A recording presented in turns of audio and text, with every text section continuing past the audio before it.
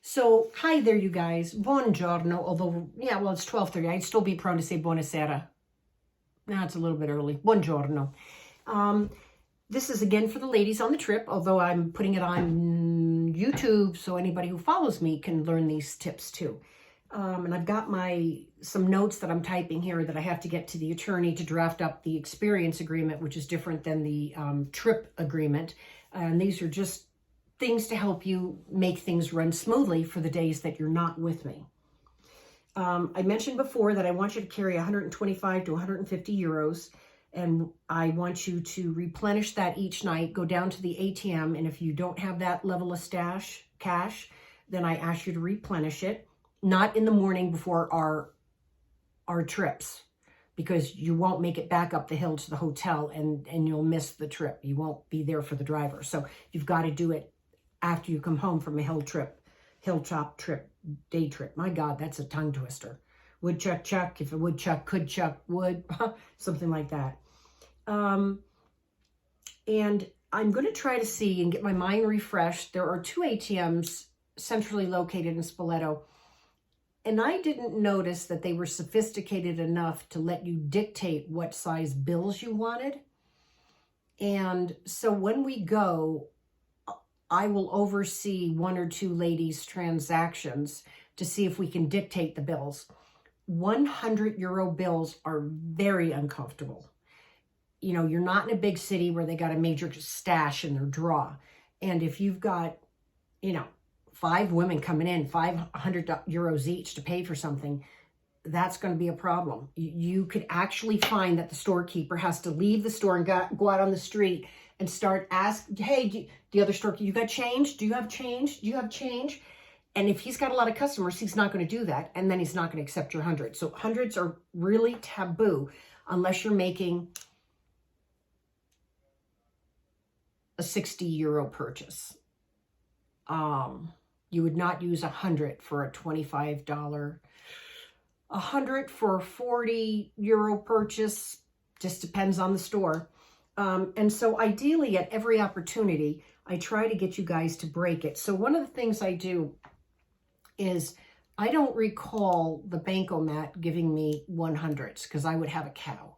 I do recall it giving me 20s and 50s. Sometimes when I program in the amount of money I want, I specifically make sure I don't ask for 150.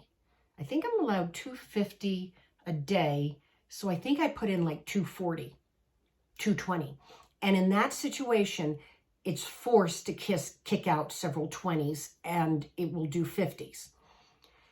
Then what I do is, depending upon the price of what I'm spending and where I'm going, I will try to use that 50 to break it into 20s. And then I will use 20s to break them into 5 and 10s. And I have my primary purse that might have 250 in it. And I take out all the 5s, 10s, the 20s, and I put it in my coin purse with my coins. They both have a leash on it to my main purse. And I only handle the money out of the little purse. Wallet, I should be saying, not purse, because it's a big purse. And then my one wallet that has any of the bigger bills, like the rest of the 50s, multiple 50s, has my credit card, my ID, and I don't pull that out and lead with that unless I need to. So if somebody sees me pulling out and paying, they usually see me paying out of a coin purse, which makes the person think, oh, that's where her money is. But in reality, my money is in the other wallet that's attached. Okay, just explain that they're on a leash. Let's see what else I got here, ladies. Hours of operation. Oh, okay. If you guys call a taxi, the hotel can do it for you. And from the hotel, it's 20 euros. If you were to catch it at the library, but you'd have to be very clear with the hotel manager that I'm going to get picked up at the library and you need to know where the library is, you will save 5 euros, and I believe the fee would be 15. The fact that they have to be at the semaforo, which is the light, and go up, and it's a one-way street up and down, the city has allowed the taxis to add 5 euros to the cifra, to the cost. Okay.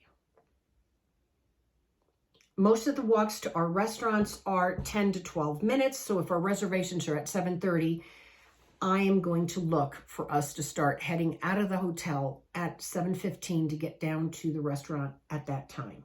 Okay, yeah, this is going.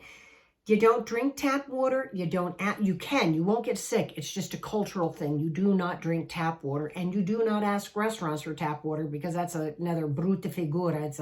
It's an ugly American thing, and it's just not good. You don't do it. You buy bottled water. You either buy liscia or frizzante, smooth or effervescent, little or piccolo or grande. Okay. If you have a water bottle, you can bring it with you, but I ask that you keep it in your carry bag so that it's not on the table, because that's kind of not culturally correct either. They don't do water bottles. Okay. Oh, Spoleto can get busy with tourists on any given day. These big RV Pullman buses come in and they unload these people, and all of a sudden you thought, oh, there would be no need for reservations for lunch on my free day, and then you find out, geez, I needed reservations. There is something called a coperta. Not everybody charges it. It depends on the type of restaurant. It's 2 to 3 euros per person, whether you eat or you don't eat.